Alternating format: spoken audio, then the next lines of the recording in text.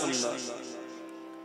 আজকের এই শুভ দিনে, শুভক্ষণে, শুভ সময়ে আমরা সকলে এক মন এক প্রাণ হয়ে তোমাদের শ্রী চরণ যুগলে জানাই শত কোটি কোটি ভক্তিপূর্ণ প্রণাম। তুমি এসো প্রভু, তোমার কীর্তন তুমি নিজ গুণে করিয়ে নাও। স্বাগতম সুস্বাগতম। শ্রীমন মহাপ্রভু শ্রী মুখনিসৃত বাণী, জীবে দানিবে সম্মান, জানি কৃষ্ণ অধিষ্ঠান। তাই আজ এখানে উপস্থিত কিবা ছোট কিবা বড় সাধু গুরু বৈষ্ণব সকলের মধ্যে আমার সেই ইষ্টমূর্তি বিরাজ করছেন জেনে সেই ইষ্টমূর্তিকে আমি আমার প্রণাম জানাই। আজ এমন একটি গৌর গোবিন্দ ভক্ত সমাগমে গৌর গোবিন্দ লীলা কথা আস্বাদন করবার সুযোগ পেয়ে নিজেকে কৃতার্থ মনে করি। আজ আমরা এসেছি হরিশরণ মহোৎসব। এটা কিন্তু সাধারণ কোনো উৎসব নয়, কারণ উৎসব তো আমরা প্রতি ঘরে ঘরেই করি। আমি আমার ঘরে আমার ছেলে জন্মদিন পালন করছি, সেটাও তো উৎসব। মেয়ের বিয়ে দিচ্ছি, সেটাও তো উৎসব। নাতির অন্নপ্রাশন, সেটাও তো উৎসব। কিন্তু আজকে যেখানে এসেছি এটা কিন্তু উৎসব নয়। তাহলে এটা কি বলবেন? এটা হলো মহোৎসব। যে উৎসবের উদ্দেশ্যটাই হলো মহৎ, মহৎকে নিয়ে যে উৎসব। এখানে মহৎ কি? এখানে মহৎ আমার নিতাই চান, আমার গৌর সুন্দর, আমার রাধা গোবিন্দ যুগল প্রভুজি, বৃন্দা মহারানী, মা যোগমায়া, শ্রী গুরুপাদ পদ্ম, তারা হলেন মহৎ। আর মহৎ আপনারা, কারণ স্বয়ং ভগবান তিনিও কখনো শ্রীমুখে বলছেন আমি বড় নই। ভগবান বলছেন আমি বড় নই, আমার থেকে বড় আমার নাম, আর নামের থেকে বড় আমার ভক্ত। কেন? ভক্তের না না কোনো প্রভেদে নাই, ভক্ত অঙ্গে করিলে আঘাত, আমি নিজে ব্যথা পাই। বলছে ভক্তের শরীরটাও যা, আমার শরীরটাও তাই। তা ভগবানের তো চিন্ময় দেহ। আমাদের যেমন রক্তহান মাংস দিয়ে তৈরি দেহ, ভগবানের তো রক্তহান মাংসের দেহ নয়, ভগবানের চিন্ময় দেহ, সচ্চিদানন্দ বিগ্রহ। সেই ভগবান বলছে ভক্ত যদি কায় মনোবাক্যে নিজেকে আমার চরণে সমর্পিত করে, আমি তখন আমার শরীরটা ওই ভক্তের শরীরের সঙ্গে মিশিয়ে নিতাই গৌর হরি হরি। শুধু তাই নয়, ভগবান নিজ মুখে বলছেন আমার থেকে বড় আমার নাম, আর নামের থেকে বড় আমার ভক্ত। বলে ভগবানের থেকে ভগবানের নাম কি করে বড় হলো? বলে ওমা, এটাও জানো না? ভগবান নিজে যে কাজ করতে পারেন না, ভগবানের নাম সেই কাজ করে দেন। যেই নাম সেই কৃষ্ণ ভজনিষ্ঠা করি, নামের সহিতে আছেন আপনি শ্রী হরি। বলে এরকম কোন প্রমাণ আছে শাস্ত্রে যে কাজ ভগবান করতে পারলেন না, ভগবানের নাম সেই কাজ করলেন? বললে হ্যাঁ, সেই ত্রেতা যুগ যখন লঙ্কায় যাবার জন্য সাগর বন্ধন হলো, শ্রীরামচন্দ্র এবং সকলে মিলে পাথর ফেলছেন সমুদ্রের মধ্যে। কেন না? সেতু বন্ধন হচ্ছে। শ্রীরামচন্দ্র প্রথমে যে পাথর ফেললেন, সে পাথর কিন্তু ভাসে, পাথর ডুবে গেল। পরবর্তী সময় ভক্তপ্রবর হনুমান তিনি একটি চাতুরি করলেন। তিনি একটি পাথর নিলেন এবং পাথরের মধ্যে শ্রীরাম এই নামটি লিখলেন এবং প্রভু রামচন্দ্রকে স্মরণ করে যখন পাথর ফেললো, দেখা গেল পাথর কিন্তু ডুবলো না, পাথর ভেসে রইল। অতএব ভগবানের থেকে ভগবানের নামের মহিমা বেশি। বলে তা নয় ঠিক, কিন্তু তার থেকে আবার ভক্তের মহিমা কেন বেশি? বলে ভক্ত আছে বলি তো নামের এত মর্যাদা, ভক্ত আছে বলে নামের এত আদর। আজও ভক্ত আছে বলে দিকে দিকে নাম প্রচার হয়, আজও ভক্ত আছে বলে ঘরে ঘরে নামের সেবা হয়। শুধু তাই নয়, এই যে এত সুন্দর প্রভু শ্রীমন্দির তৈরি হয়েছে, কে করলো? ভক্ত। ওই যে শ্রীমন্দিরে ভগবান এসে বসলেন, ভগবান কি নিজে নিজে এসে বসলেন? না, কি আনলো? ভক্ত। তাই সর্বাগ্রে ভক্তের মর্যাদা। আর এমন একটি ভক্ত সমাগম এসে আমি নিজেকে বড় ধন্যাতীত ধন্য মনে করি। এখন আমার ভাগ্যে যে লীলা আস্বাদনের বিষয়, শ্রী শ্রী রাধা গোবিন্দের দান লীলা। শ্রীরূপ গোস্বামীপাদ তিনি একটি গ্রন্থ আস্বাদন করলেন, যার নাম হলো দান কেলি কৌমুদী। পরবর্তী সময় বৈষ্ণব মহাজনেরা তাকে বৈষ্ণব পদাবলীতে আস্বাদন করেছেন। তার একটি সংক্ষিপ্ত রূপ এখন আমরা আস্বাদন করব। তবে সর্বাগ্রে আমরা গৌরচন্দ্র আস্বাদন করব। কেন? এই কিছুক্ষণ আগে বন্দনার মধ্য দিয়ে আমরা গৌরকে প্রণাম জানালাম। আজানুল অমৃত ভুজৌ কনকাবদাত সংকীর্তনই কপিতর।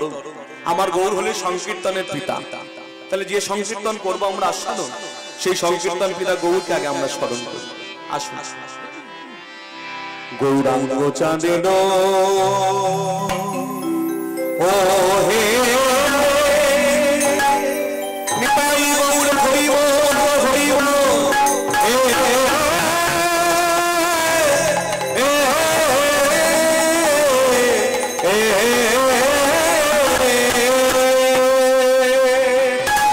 চাঁদের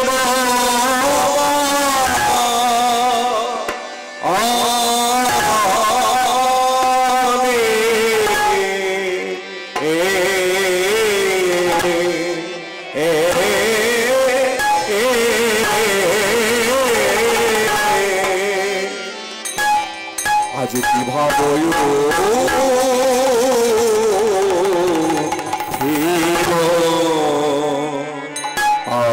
মনি মুনি সে যে আমার নদিয়া নাগর নদিয়া বিহারি গৌরাঙ্গ গৌরাঙ্গ চা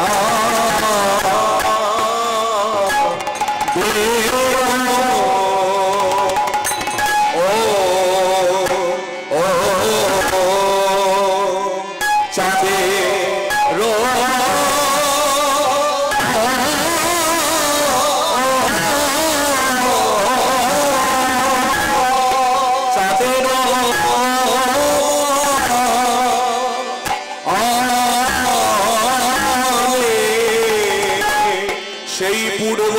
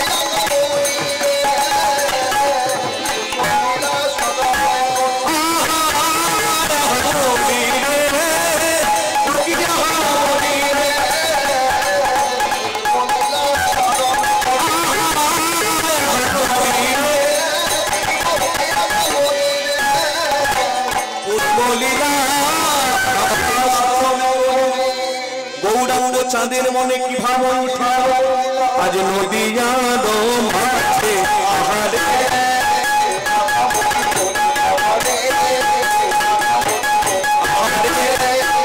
আহা মরি মরি রে ওই নদী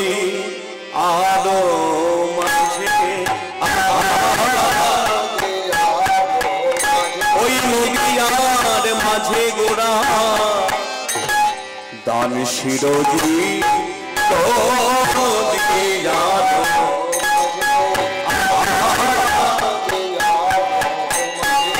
সেই পূর্ণলীলা স্মরণ করি মহাভারতী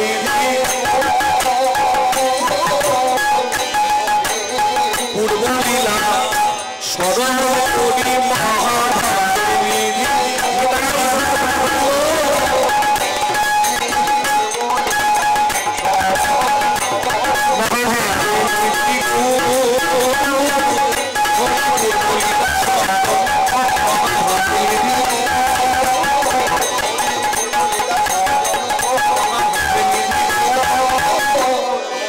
পূর্বলীলা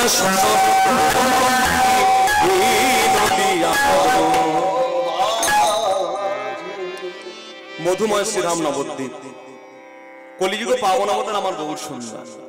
আচ্ছা মায়েরা, গৌরকে দেখতে কেমন? কি গৌরকে দেখতে কেমন? তবে এখানকার মায়েরা কথা বলে না নাকি? হ্যাঁ দেখুন বাবা, ছেলেদের সঙ্গে মায়েদের একটা নারীর সম্বন্ধ আছে, একে যাকে বলে নারীর টান। ছেলেরা ডাকলে মায়েরা থাকতে পারে না। কেন না? ছেলের বিবাহমঙ্গল কিংবা অমঙ্গল সবার আগে কার প্রাণে বাজে না? মায়ের প্রাণে বাজে। যার জন্য ছেলে ডাকলে মায়ের হাতে যত জরুরি কাজই থাকুক, হাতের কাজটা ফেলে আগে সাড়া দেয়। কেন? আমার ছেলে ডাকছে। আর এখানে দেখলাম উল্টো ব্যাপার, ছেলে গলা ফাটিয়ে ডাকছে, মায়েদের মুখে সাড়া নাই। কেন মা? কিছু ব্যাপার আছে নিশ্চয়ই। বলে ব্যাপার তো আছে, ব্যাপার একটা নয়, ব্যাপার দুটো। পরের মা আর পরের ছেলে, তাই না? বলে তো পরের ছেলে কীর্তন গাইছে, ডাকলে তো ভারী বই যায়। এই ভাব নিয়ে কিন্তু বসে থাকলে হবে না। কেন জানে? আমরা কীর্তন শুনতে আসি কেন? কিছু শেখার জন্য, কিছু জানার জন্য, আর সর্বোপরি আনন্দ পাওয়ার জন্য। আর দেখবে ওই পরপর ভাব থাকলে মনের মধ্যে আনন্দ হয় না। হয় আনন্দ কখন হয়? যখন কাউকে নিজের করে ভাবতে পারি। আমার বিনীত অনুরোধ, অন্য সময় যা ভাবেন ভাববেন, যতক্ষণ একসঙ্গে বসে রয়েছি হরিসভায় একটু নিজের ছেলের মতো মনে করতে হবে। কি করবেন তো? হ্যাঁ হ্যাঁ, দু একজন মাথা নাড়ছে, বাদ বাকি লোক চিন্তা করছে এদিকে ঘাড় নাড়বো না এদিকে নাড়বো। এখন ছেলে বলে ডাকলে যদি কিছু চেয়ে বসে, ভয় নাই কিছু চাইবো না, করবেন তো? বেশ, তাহলে প্রথমবারটা আমি বলে দিই, পরের বার থেকে আপনারা বলবেন। যখনই কাউকে জিজ্ঞেস করা হবে গৌরকে দেখতে কেমন বা ভগবানকে দেখতে কেমন, যদি তার ভজন থাকে বা অনুভব থাকে, তাহলে উল্টো দিক থেকে উত্তর আসবে, যার ভাব যেমন, যার সাধন যেমন, যার ভজন যেমন, যার অনুভব যেমন, যার স্মরণ যেমন, ভগবান ঠিক তার কাছে তেমন। বলে তার মানে? বলে দেখলেন না, একই কৃষ্ণ, মা যশোদা পেলেন একরকম করে, পিতা নন্দ মহারাজ পেলেন একরকম করে, আবার কংস পেলে একরকম করে, পুতনা পেলে একরকম করে। কৃষ্ণ তো এক। অর্থাৎ যার যেমন ভাব, ভগবান ঠিক তার কাছে তেমন করে ধরা দেয়। যে যথামাং প্রপদ্যন্তে তাং ততৈব ভজম্যহম, যে আমায় যেভাবে ভজনা করে আমি ঠিক তাকে সেইভাবে ভজনের প্রতিদান দিয়ে থাকি। তো সেই গৌর সুন্দর বলে দেখতে কেমন? বলে ওই যে দুটি হাত উপরে তোলা, মুখে যার মৃদু মৃদু হাসি, সঙ্গে শ্রীফল করতাল, কখনো তিনি সংকীর্তন করছেন? বলে না, আজ গৌর সুন্দর কিন্তু সংকীর্তন করছেন না। বলে তাহলে? বলে সারা রাত্রি শ্রীবাসঙ্গনে কীর্তন করে সকালে বেরিয়েছেন নবদ্বীপের রাজপথে। এই পথে বেরিয়ে গৌর সুন্দর দেখছেন কি কতগুলি নদিয়া নাগরিক, তারা যাচ্ছিল সুরধুনী গঙ্গার ঘাটে স্নান করতে বা জল আনতে। গৌর হরির মনে কি ভাবে উদয় হলো, ওই নদিয়া নাগরিকদের পথটা তিনি আটকে দিলেন। কেন কেন? ওই যে পদকর্তা বলছে, দেখো দেখো নদিয়ার মাঝে দান শিরোজিল, দেখো নদিয়ার মাঝে দান শিরোজিল, বুঝি মনেতে পড়েছে, বুঝি মনেতে পড়েছে সেই পুরা মনিলার কথা, মনেতে পড়েছে সেই পুরা মনিলার কথা।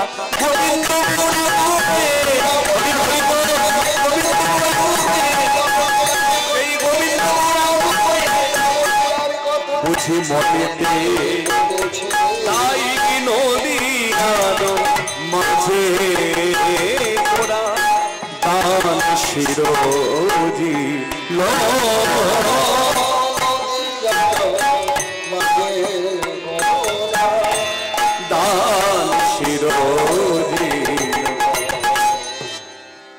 তা নদিয়া নাগরী তারা তো এরকম ভাবে গৌরসুন্দরকে কোনোদিন দেখেনি যে গৌরসুন্দর হাত তুলে থাকে, হরিনাম সংকীর্তন করেন। হ্যাঁ, আজকে সেই গৌরসুন্দর পথটা আটকে দাঁড়িয়েছে। এক নদিয়া নাগরী থাকতে পারলো না, গৌরসুন্দর আর ও গৌরসুন্দর রোজ দেখি নদিয়ার পথে পথে কীর্তন করছে, আজ হঠাৎ আমাদের পথটা আটকে দাঁড়ালো কেন? গৌরসুন্দর বলছে আমায় দেখে কিছু বুঝতে পারছো না? বলে তোমায় দেখে না, রোজ যেমন দেখি তাই তাই। বলে না গো, ভালো করে লক্ষ্য করো আমার দিকে, কিছু পরিবর্তন আছে। তারা লক্ষ্য করে দেখলেন আজ গৌরসুন্দরের দুটি পরিবর্তন। তার মাথায় আছে একটা পাগড়ি বাঁধা আর হাতে আছে একটা বেত্রদণ্ড, বেতের লাঠি।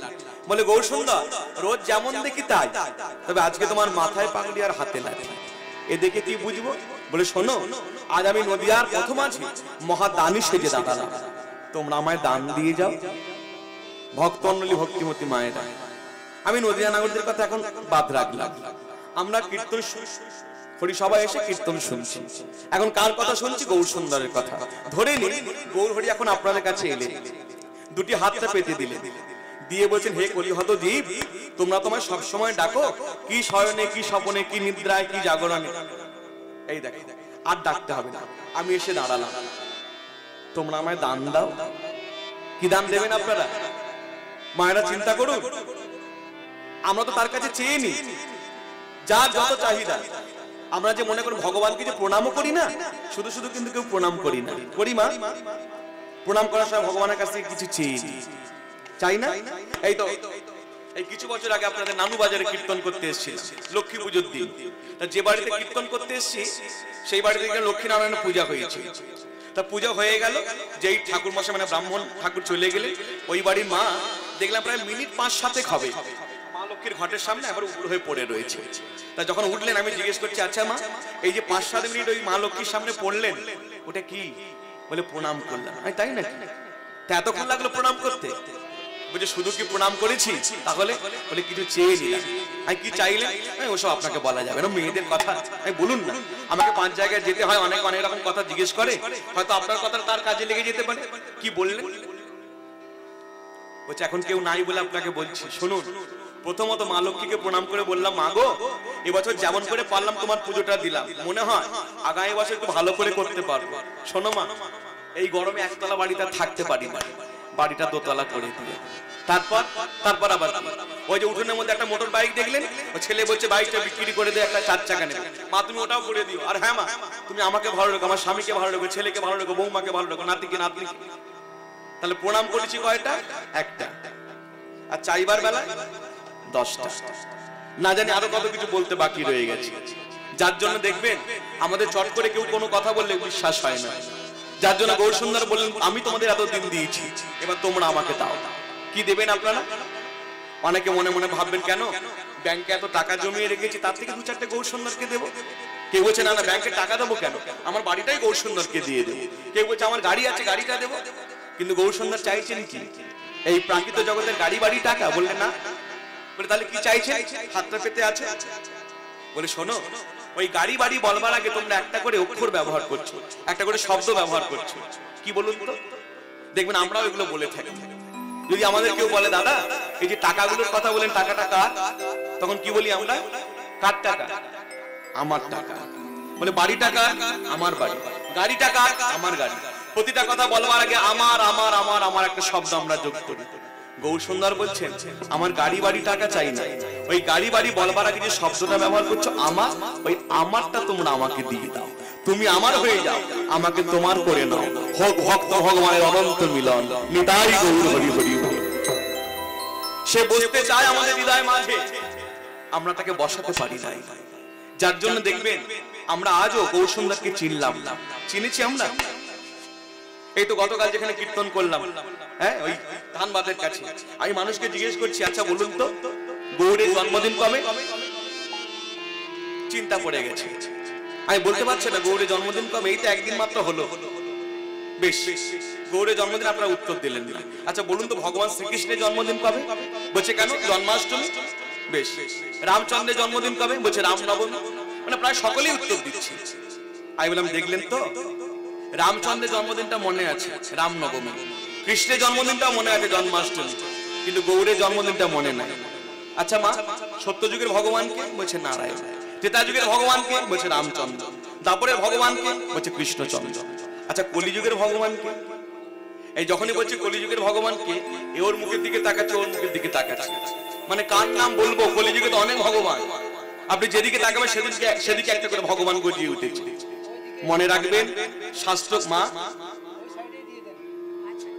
এই ধূপের ধোঁয়াতে গলাটা অসুবিধা হয়, একটু দূরে দিন মা, একটু দূরে। জয় নিতাই জয় গো। কি যেন বলছিলাম ভুলে গেলাম, কি বলছিলাম মা? কলিযুগের ভগবান মানুষ গুলিয়ে ফেলেছে। মনে রাখবেন শাস্ত্রগত বিচারে, তথ্যগত বিচারে কলিযুগের ভগবান হচ্ছে আমার নিতাই চান, আমার গৌর সুন্দর, ইহা ব্যতীত অন্য কেউ নয়। কিন্তু সেই কলিযুগে বাস করে আজ আমরা গৌরকে চিনলাম না, যার জন্য এখনো বহু লোকের প্রশ্ন, গৌর কি ভগবান? বলে কেন এত সন্দেহ কেন? বলে ওই যে আমরাও হাত তুলে আছি, গৌর হাত তুলে আছে, তা আমরা যদি ভক্ত হই গৌর ভগবান হলো কি করে? মনে রাখবেন এইসব যারা কথা বলে তাদের কলিযুগ সম্বন্ধে কোনো ধারণাই নাই। কলিযুগ হলো ধন্য কলিযুগ। অনেকে বলে ঘোর কলিযুগ, না, ঘোর কলিযুগ কারা বলে? টিভিতে কোনো খারাপ খবর দেখলে, কোনো খারাপ খবর পড়লে তখন বলে ঘোর কলি, হবে না? আর যারা এই ভক্তি পদে ডুবে গেল ভক্তি রাজ্যে, তারা কিন্তু বলে না ঘোর কলিযুগ, তারা বলে ধন্য কলিযুগ। কেন না আমার গৌর অবতার হয়েছে। আমরা বাঙালি, আমরা হিন্দু, আমরা সনাতনী, আমরা বলছি গৌর কিন্তু ভগবান কিনা আমাদের মনে সন্দেহ। এই কিছু বছর আগে একজন মুসলমান কবি তিনি একটি গান লিখলেন, বলে জানো আমি মুসলমান, জানি না তোমরা আমার কথা শুনবে কিনা। আমার কি মনে হয় জানো, তিনি মুসলমান হয়ে গাইলেন, তিনি লিখলেন, ও ভাই তোমরা পথে কি দেখলে যেতে আমার গৌর ভগবানের, পথে কি দেখলে যেতে আমার পথে কি দেখলে যেতে আমার গৌর ভগবানের, পথে কি দেখলে যেতে ও গো যাদের কোলে যায় না দাওয়া, কোলে দেয় সে ডেকে কাঁদে, যাদের কোলে যায় না যাদের কোলে যায় না দাওয়া, যাদের কোলে যায় না দাওয়া, যাদের কোলে যায় না দাওয়া, কোলে দেয় সে ডেকে কাঁদে, পথে কি দেখলে যেতে পথে কি দেখলে যেতে আমার। বলে দেখতে কেমন? গৌরকে দেখতে কেমন? মুসলমান হয়ে লিখলেন, নবীন সন্ন্যাসী সে রূপে তার পাগল করে, ভগবান সন্ন্যাসী সে রূপে তার পাগল করে,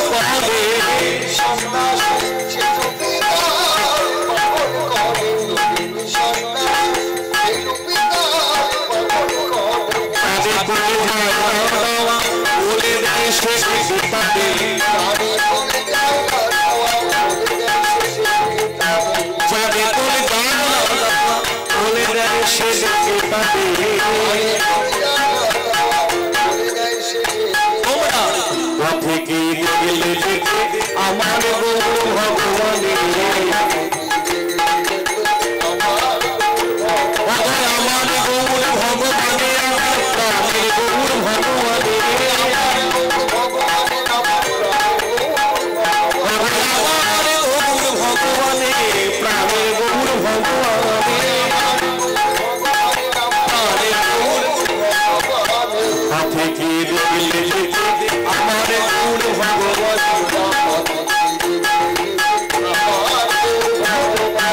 পথে কি দেখলে যেতে জগতের জগাই মাধাই মগ্ন যারা পাপের পাকে, এই জগতের জগাই মাধাই মগ্ন যারা পাপের পাকে, সকলের পাখি সোনার গৌরঙ্গে মাকে, সকলের পাখি সোনার গৌরঙ্গে মাকে, পথে কি দেখলে যেতে আমার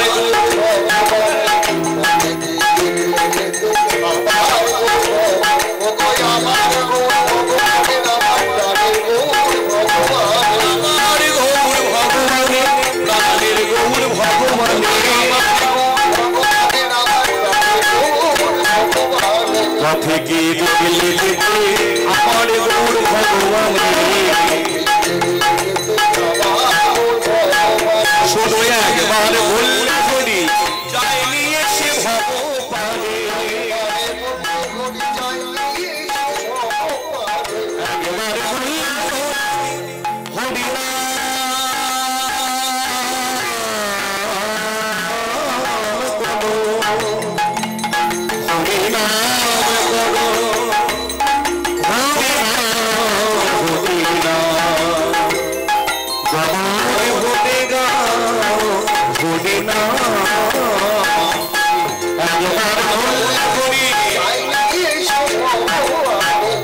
আমার কথা পরিষ্কার বোঝা যাচ্ছে তো? দেখুন নয় নয় করে ৩-৪ বার বলে ফেললাম যে একবার বললে করি যায় নিয়ে এসে ভব পারে। একবার তো দূরের কথা, কেউ তো আধখানাও বললেন না হরি বল। আপনাদের ইচ্ছা নেই? যদি থাকে একবার আমার সঙ্গে বলুন, একবার বললে নিতাই গৌর হরি বল, হরি হরি বল, হরি হরি বল, হরি হরি।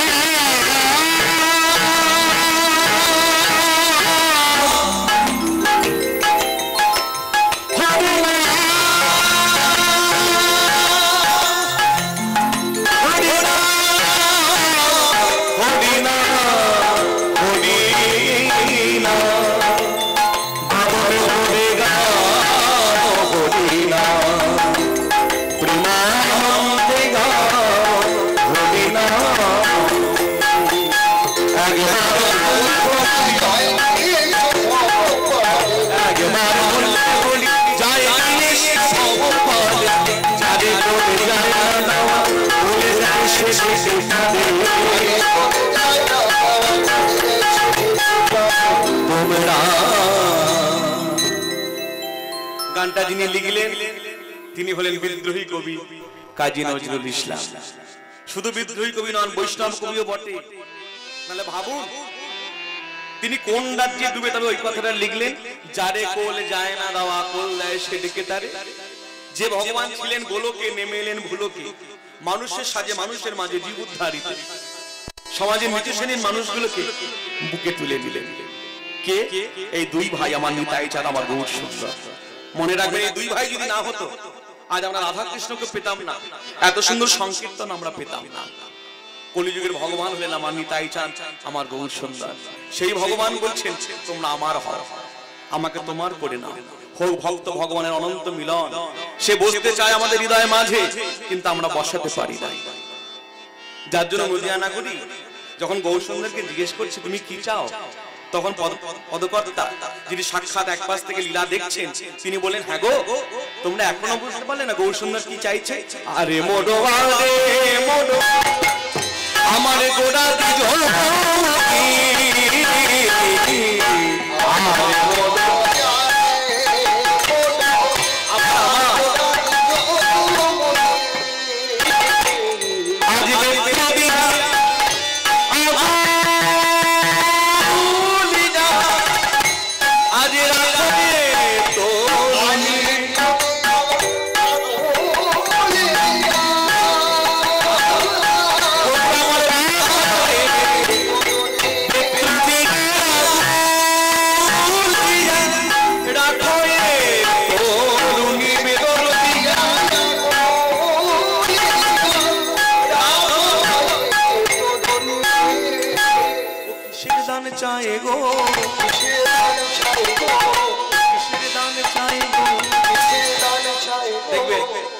কারো যদি কোনো কথা আমরা বুঝতে না পারি আমরা বলি না, এই কি বলে কিছু বোঝা যায় না তো, কিসের দান চাই গো, কিসের দান চাই গো, কিসের দান চাই গো, কিসের দান চাই গো, ওরে ভাব তো কিছুই বুঝতে না, কিসের দান চাই, ওরে ভাব তো কিছুই বুঝতে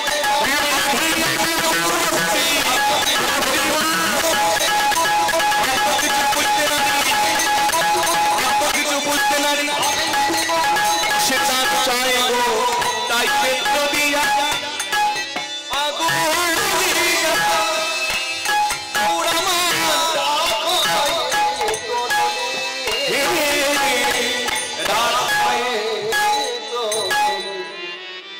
বেত্র দিয়া আগুলিয়া রাখ হয় তরুণ।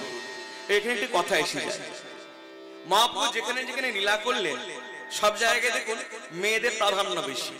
বলে কিরকম? বলে এখন দান লীলা শুনছি, দেখুন গৌর সুন্দর কাদের পথে আটকে দাঁড়িয়েছে, বেত্র দিয়া আগুলিয়া রাখ হয় তরুণী। তরুণী মানে তো সেই মায়েদের কথা বলছে। আবার নৌকা বিলাস দেখুন, বলছে গৌরকে দেখে কারা ভুললো না ভুবন মোহন নাইয়া দেখিয়া বিবশ হইয়া যুবতী ভুলিল লাখে লাখে। বেশ, আবার যখন দেখবেন রূপানুরাগ শুনছেন সেখানে বলছে গৌরকে দেখতে কেমন না মধুকর রঞ্জিত মালতি মণ্ডিত জিত ঘন কুঞ্চিত কেশম তিলক বিনিন্দিত শশধর রূপক যুবতী মনোহর বেশম। হ্যাঁ, তিন জায়গায় যুবতীর কথা, মানে যত লীলা আপনি শুনবেন গৌরের সব জায়গায় রমণী তরুণী যুবতী। আবার উপরেই আরেকটি পদে বলছে বাসু কহে গোড়া আমার রমণী মোহন। তাহলে সব জায়গায় তো রমণী তরুণী যুবতী নারী, কেন পুরুষরা কি দোষ করলো? মহাপ্রভু যেখানে যেতেন সেখানে কি পুরুষরা থাকতো না, নাকি তিনি তাদেরকে দেখতেন না বা পদকর্তারা লিখতেন না? বলে মহাপ্রভু যেখানে যেতেন সেখানে পুরুষও থাকতো নারীরাও থাকতো। আগে জানতে হবে এই জগতে পুরুষ কজন আর নারী কয়জন। শাস্ত্রে বলেন এই জগতে নয়, এই ত্রিজগতে পুরুষ মাত্র একজন। বলে তাই না? তাহলে বাদ বাকি আমরা সকলে নারী? বলে হ্যাঁ, মায়েরা বলে নারী আকৃতি নারী, আমরা বললাম পুরুষ আকৃতি নারী। কেন? বলে প্রকৃতির মধ্যে কামগন্ধ আছে, পুরুষের মধ্যে কামগন্ধ নাই। এই যে আমরা যারা এখানে বসেছি সবার মধ্যে কিছু না কিছু কামনা লুকিয়ে রয়েছে। আমরা হলাম প্রকৃতি স্বরূপা। আর যিনি একমাত্র পুরুষ তার মধ্যে কোনো কামনা নাই, তিনি কে?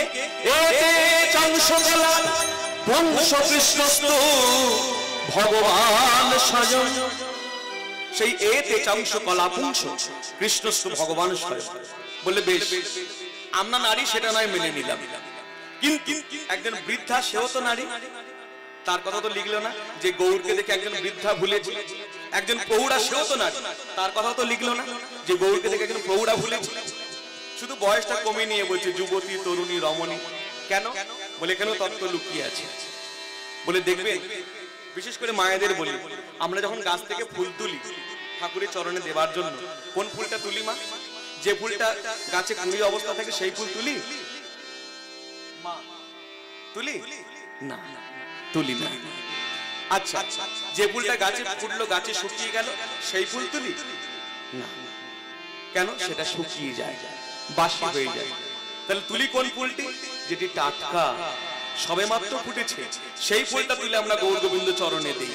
তেমনি এই মনুষ্য জীবনের একটা সময় আছে যখন আমরা কুঁড়িও নই আবার বাসিও নই। হরি ভজন করার সময় কোন সময়? যে সময় আমাদের সঠিক এই যে এখন যে সময়টি, এই সময়টা। কিন্তু ভাবুন এই কম বয়সে কেউ হরিনাম করতে চায় কি বাবা? এই সময়টা আমরা নাচবো গাইবো, হ্যাঁ হরি হুল্লোড় করবো, খাবো দাবো। আর যখন দেখবেন হরি বলার সময় তখন কিন্তু আর হরি বলা হবে না। কেন? তখন ইচ্ছা থাকলেও শক্তি আর থাকে না।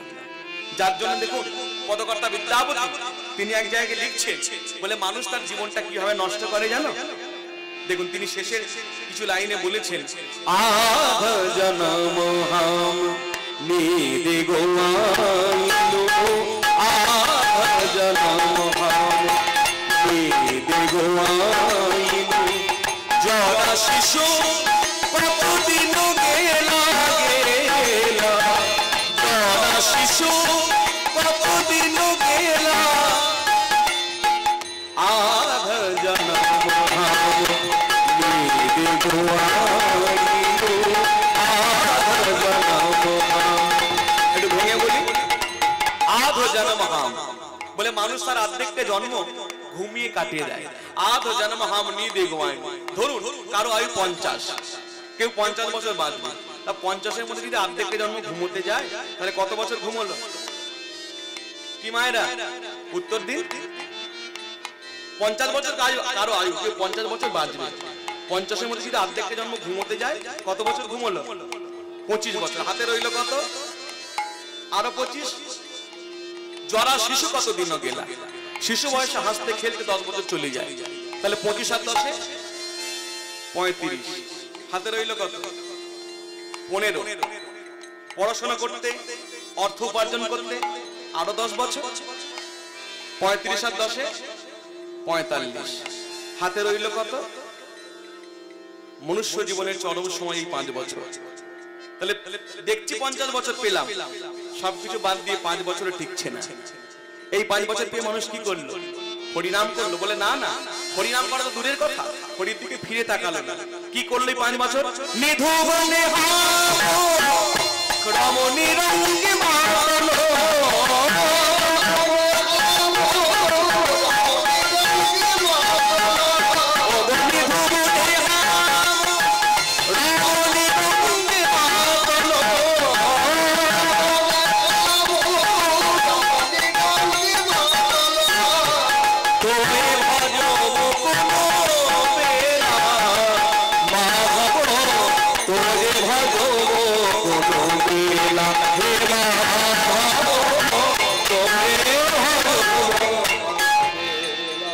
জীবনে আমার অমনি রঙে মাতল, আমার স্ত্রী, আমার ঘর, আমার বাড়ি, আমার সংসার, এই করতে করতে চলে গেল আর 5টা বছর।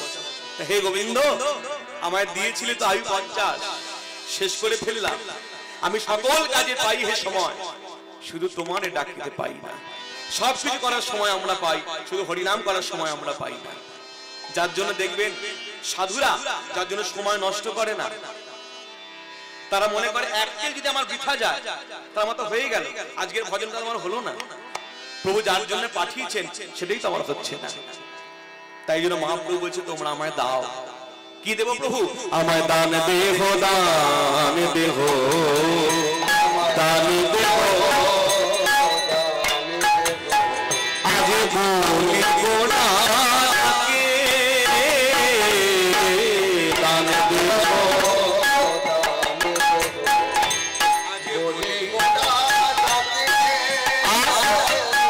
ও গলদিয়া নবতী আজ পড়িল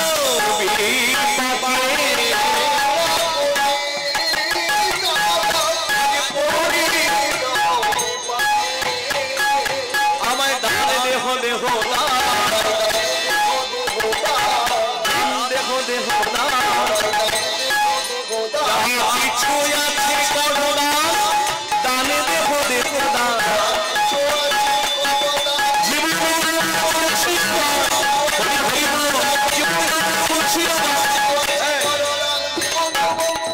আস্তে আস্তে একটা কথা বলি, কেউ কিছু মনে নেবেন না, কেউ কিছু মনে করবেন না তো, কারণ কিছুক্ষণ সময়ের জন্য এসে কাউকে দুঃখ দিতে চাই।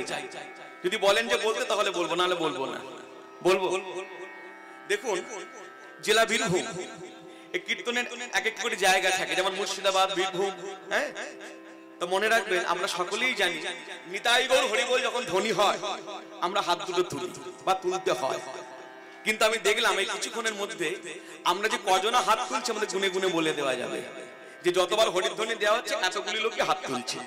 এবার আপনারা আমাকে প্রশ্ন করতে পারেন, ভাই কীর্তনটা গাইছো তুমি, কীর্তন হয়ে গেলে গুনে গুনে টাকাগুলো নেবেও তুমি, আমরা শুনতে এসেছি, তা আমরা শুধু শুধু হাতটা তুলে কষ্ট করতে যাব কেন? মনে রাখবেন হাত আমাদের তুলতে হয়। আমরা দুই ভাবে হাত তুলে থাকি, দেখবেন একবার এইভাবে তুলি, একবার এইভাবে তুলি। এইভাবে কখন তুলি? এটা হচ্ছে সমর্থনের ভঙ্গি। কোন সভায় দাঁড়িয়ে, কোন মিটিং এ দাঁড়িয়ে দেখবেন কেউ কোনো প্রস্তাব রাখলে যদি মনোমত হয় দূর থেকে আমরা হাত তুলে জানাই হ্যাঁ হ্যাঁ সম্মতি আছে, সমর্থন করলাম, তাহলে এটা হচ্ছে সমর্থনের ভঙ্গি। আর কীর্তন শুনতে এসে কিন্তু হাতটা এইভাবে তুলি না, একটু ঘুরিয়ে তুলি। কেন? আগেরটা ছিল সমর্থন, এটা হলো সমর্পণ। হে গৌর সুন্দর, হে গোবিন্দ, হে রাধারানী, একে আমি কলিহত জীব, তারপর মায়াবদ্ধ জীব। প্রভু সংসারে থেকে 5টা মিনিটের সময় পাই না তোমাকে ডাকবো। আজ বহু ভাগ্য ফলে যখন ভক্ত সঙ্গে এসেছি, তোমার নামের কাছে এসেছি, এই সময়টুকু আমি আর কাউকে দেব না। এই সময়টুকুর জন্য তুমি আমার, আমি তোমার। তাহলে কি এখন আমরা যেটা করছি সেটা হরিনাম।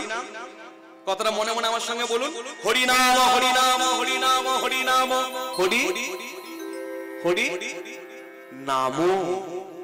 হরি তুমি নামো বলে তাকে নামাবেন কেন? বলে ও মা, এই যে সারাটা বছর ধরে হৃদয়ের মধ্যে জমিয়ে রেখেছি কত পাপ, তাপ, অহংকার, লোভ, ক্রোধ, রাগ, হিংসা, এগুলো দূর করবেন কে? দূর করবার জন্যই তো হরিনাম, হরিনামের আয়োজন। যার জন্য হরি নামে, হরি নামে। আর আমি একা একা ডাকলে তিনি নামবেন না। আপনার ভক্ত, আপনার বৈষ্ণব, আপনারা ডাকলে তিনি নামতে বাধ্য। তাই যে যেখানে যেমন অবস্থায় রয়েছে অন্তত একটিবার দুটি হাত তুলে তাকে ডাকো। লজ্জা, ঘৃণা, ভয় তিল থাকতে কৃষ্ণ প্রাপ্তি নয়। জীবন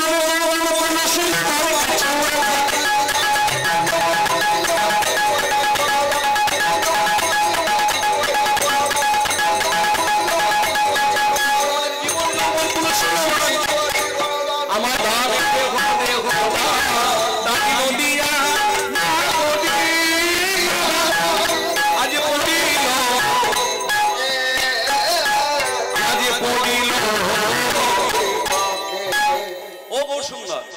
তখন থেকে শুধু বলছো দান দেখো, দেখো দান। তা কি দেবো?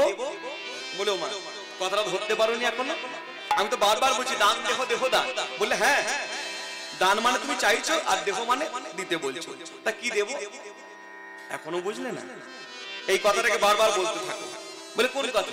এই দান দেখো, দেখো দান বলো না। দান দেহ দেহ দান, দান দেহ দেহ দান, দান দেহ দেহ দান, তোমাদের দেহটাই আমাকে দান করে দাও। বলে কেন? বলে ওর মধ্যে তো সব আছে, জীবন যৌবন কুলশীল মানব অহংকার গুরু গৌরব লাজ লজ্জা ধর্ম কর্ম সহ্য যা কিছু আছে, গৌর তোমার হলাম বলে গৌর পাদ পদ্মে সমর্পণ করো।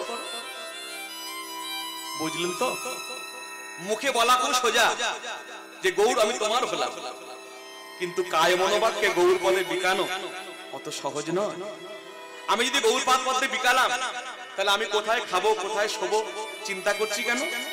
আগামীকালটা চলবে কিভাবে চিন্তা করছি কেন? অতএব জানতে হবে আমার সমর্পণটা হয় না।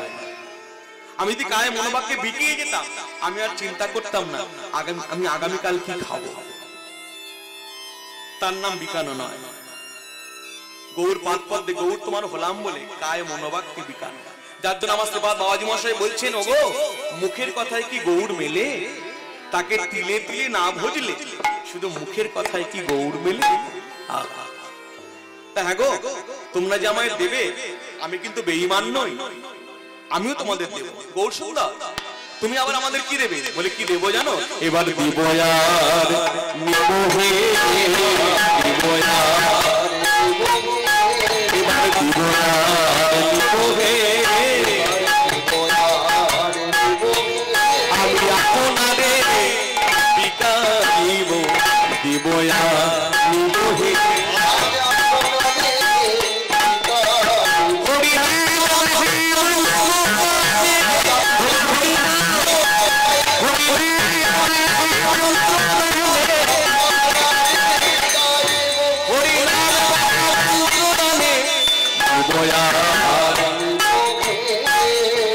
এক নদিয়া নাগরী আর এক নদিয়া নাগরীকে বলছে, সই এই যে গৌর আজকে আমাদের কাছে হাত পেতে দান চাইছে কেন বলতো? বলে ওমা তুই এটাও জানিস না এই গৌর কে? বলে গৌর কিরে সই, এই গৌর কে? সচিমার ছেলে, জগন্নাথ মিশ্রের ছেলে? না না না, ওটা তার বাইরের পরিচয়, ওর একটা গোপন পরিচয় আছে। বলবো? বল না সই, এই গৌরকে শোন তাহলে। এসেছে ব্রজের বাঁকা কালো শাখা, আয় তোরা দেখবি আয়, দেখবি আয় তোদের নদিয়ায়। এসেছে ব্রজের বাঁকা কালো শাখা, আয় আয় দেখবি আয়, দেখবি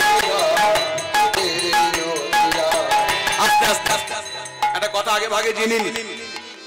আমি এসেছিলাম এর আগে, ওরই কথা বলবার সুযোগ হয়েছিল প্রায় 5-6 বছর আগে, তাও অনেক রাত্রিবেলা। তাই এবছর আবার সুযোগ হয়ে গেল। গতকাল কাকা এসেছিলেন, কাকাই বললেন তুই মামদারে যা, আবার কীর্তন করে আয় একবার। অনেকদিন আগে গিয়েছিলি, আমার কাকা শ্রদ্ধেয় শ্রী কৃষ্ণপাল মহাশয়, হ্যাঁ, তো তার জন্যই আমার আপনাদের কাছে আসা। তারপর আমার দুলাল জেঠু রয়েছেন, হ্যাঁ, তারা দুজনে সুযোগ করে দিয়েছেন হরি কথা বলবার। তাই যাই হোক, আমি আপনাদের কাছে জানতে চাই, এইভাবে দাঁড়িয়ে দাঁড়িয়ে গান গাইব না একটু নেচে নেচে গাইব? যদি বলেন এইভাবে ঠিক আছে তাহলে ঠিক আছে, যদি নেচে নেচে গাইলে ভালো হয় ঠিক আছে। তা আমি যদি নেচে নেচে গাই আপনারা আমায় কিছু দেবেন তো? কি? কারণ আমরা তো কীর্তন গাইতে আছি, কেউ কি নাচতে আসি? কি দেবেন? হাততালি? না না না না না, ও চরবর চরবর করে আওয়াজ হয়, ও দরকার নেই। একটু উলুধ্বনি, হ্যাঁ উলুধ্বনি আর জয়ের ধ্বনি। তাও যদি নাচতে পারি, যদি ভালো লাগে তখন করবেন। এসেছে ব্রজের মাথা কালো শাখা, আয় তোরা দেখবি। আমি এখন বললাম করতে, বললাম এখন উলুধ্বনি করুন, বললাম যদি নাচতে পারি, যদি ভালো লাগে তখন করবেন। আগে থেকে হয়ে গেলে তার নাচা দরকারই না। এসেছে ব্রজের মাথা কালো শাখা, আয় তোরা দেখবি আয়, দেখবি আয় তোদের এই নদিয়ায়। এসেছে ব্রজের মাথা কালো শাখা, আয় তোরা দেখবি আয়, রং ফিরেছে ঢং, রং ফিরেছে রং ফিরেছে ঢং ফিরে, রং ফিরেছে ঢং ফিরেছে, আর কালো বরণে চেনা দায়, চেনা দায় তোদের এই নদিয়ায়।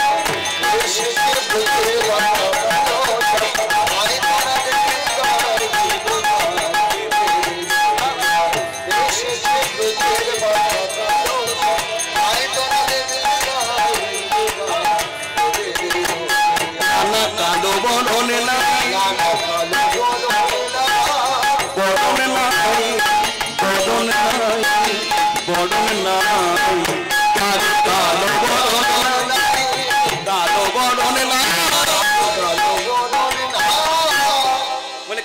নেই কেন? বলে শোন, ওই বৃন্দাবনে কৃষ্ণ বৃন্দাবন থেকে নবদ্বীপে এসছে গৌর হয়ে, একা আসে না, সঙ্গে করে আরেকজনকে নিয়ে এসেছে। বলে কাকে নিয়ে এলো? রাধারানীকে। বলে তাই না? ও তো দেহ একটা। বলে দেহ একটা হলে কি হবে? ওর মধ্যে আছে দুইজন, কৃষ্ণ আছে, রাধারানী আছে। বলে কৃষ্ণটা কোথায়? বলে কৃষ্ণটা ভেতরে, অন্তর কৃষ্ণ। আর রাধারানী কোথায়? বলে বাইরে আলিঙ্গন করে রয়েছে। অর্থাৎ আই সম্পুটে বংশীধারী, মানে ভেতরটা কৃষ্ণ, বাইরে কৃষ্ণকে আলিঙ্গন করে রয়েছে রাধারানী। হ্যাঁ, এই হলো আমার গৌর স্বরূপ। ভেতর কৃষ্ণ, বাহির রাধা, অন্তর কৃষ্ণ, বহি রাধা, রাধা ভাবস্য বলিত তনু।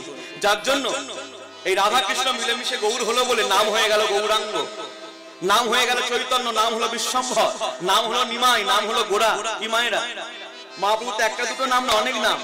গৌরাঙ্গ নাম কেন হলো? গৌরঙ্গ, গায়ের রংটা গৌরবর্ণ ছিল বলে নদিয়াবাসী নাম রেখেছে গৌরাঙ্গ। চৈতন্য নাম কেন হলো?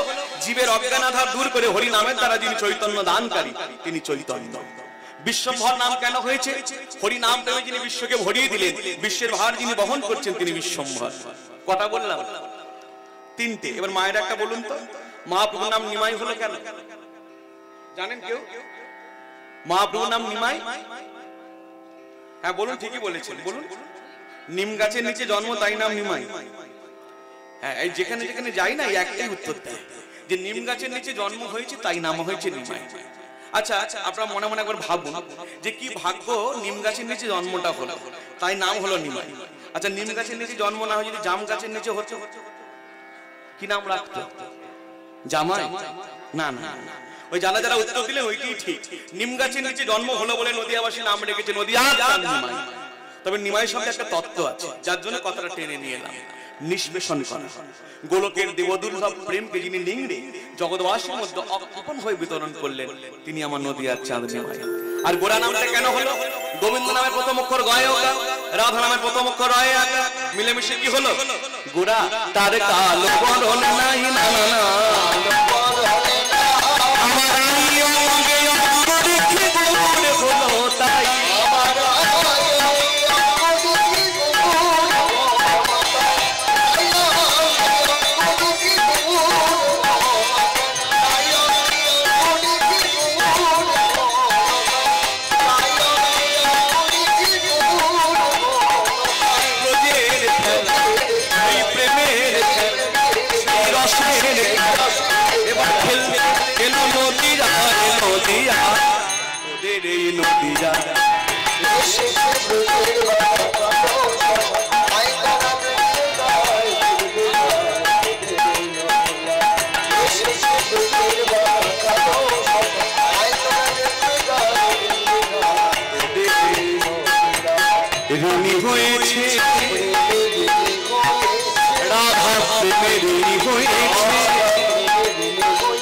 তাই হাতের বাঁশি কেড়ে লয়ে বিদায় দিলে, তার হাতের বাঁশি তার সাধের বাঁশি মন্ডবাসার বাঁশি কেড়ে লয়ে বিদায় দিয়েছে।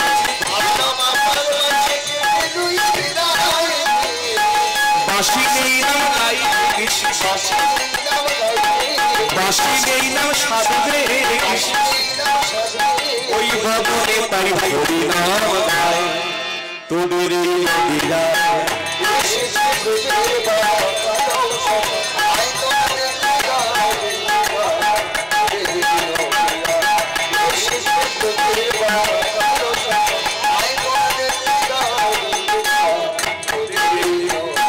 যত কুললনা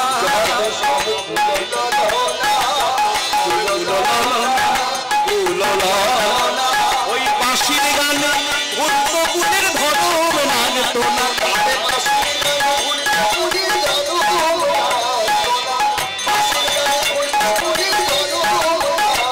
রাধার প্রেমের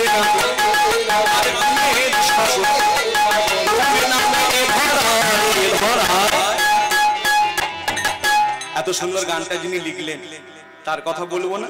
বিশ্বরূপে কয় হরি হরি দাস, বিশ্বরূপে কয়। দেখুন, আপনারা হয়তো আমাকে বলবেন ভাই তুমি যখন লিপ্ত করলে তখন উলুধ্বনি দিলাম, ঠিক আছে, যখন বলছে বিশ্বরূপে কয় তখনও নিতাই গৌর হরি বল দেওয়ালে কেন? মনে রাখবেন, এখন তো পদকর্তার নাম বলা হলো। এই বৈষ্ণব মহাজন পদাবলী যারা লিখেছে তারা এক একজন সাধারণ লেখক বা কবি নন, তারা এক একজন মহাজন পদকর্তা। মনে হলো আর গান লিখলো তা কিন্তু নয়, তারা ধ্যানে বসে সাধনায় বসে লীলাকে মানুষ নয়নে দর্শন করেছেন, তারপর লিপিবদ্ধ করেছেন গ্রন্থে। তাই তাদের নাম বলে প্রণাম করতে হয়। কেন? প্রণাম করলে তাদের কৃপাটা আমাদের উপর বর্ষিত হবে। তাই বিশ্বরূপে কয় হরি বল, বিশ্বরূপে কয়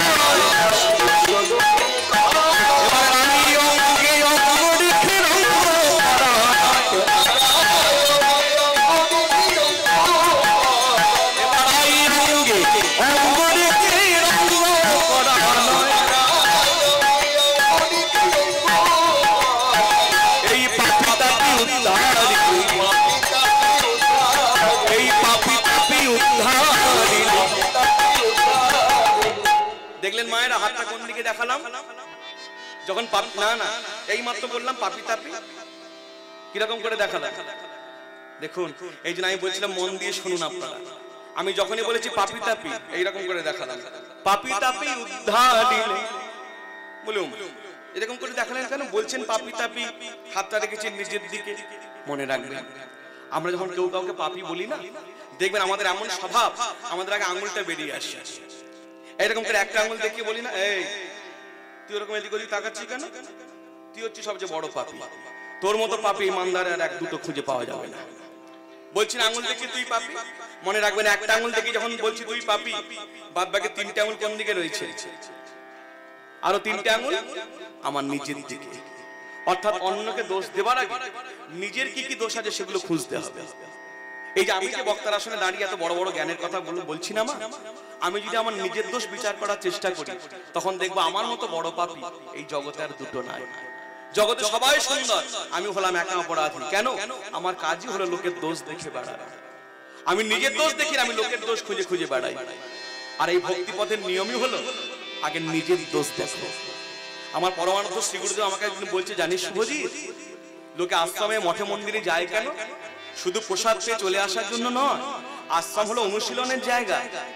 যেমন মানুষ যখন অপরাধ করে জেলে থাকে, জেলে বন্দী থাকে, তাকে সেখানে শ্রম করতে হয়, যার জন্য সেখানকার নাম হচ্ছে সংশোধনাগার, নিজেকে সংশোধন করতে হয়। তেমনি যারা আশ্রমে আসবে, মঠে মন্দিরে আসবে, শুধু প্রসাদ পেয়ে চলে যাবে না, আত্ম অনুশীলন করবে। ধর্ম করার মানে হলো আমি আগে যা ছিলাম, আগে নোংরা কাজ করতাম, খারাপ কাজ করতাম, এখন ধর্মপথে এসে আমি যেন পরিবর্তিত হতে পারি, আমার মধ্যে যেন প্রেম থাকে, আমি যেন সবাইকে ভালোবাসতে পারি, তবে হলো ধর্ম করা। তাহলে ভাবুন, আমি যদি লোককেই বলছি তুই পাপী, তুই পাপী, তুই পাপী, তাহলে আমি কি? মা সারদা দেবী বলছেন, বাবা যদি মঙ্গল চাও অন্যের দোষ দেখো না, দোষ দেখবে নিজে। আর আজকে বৈষ্ণব মহাজন পদকর্তা তিনি তার নিজের দিকে দেখিয়ে বললেন, পাপী তাপী উদ্ধারি, পাপী তাপী উদ্ধারি।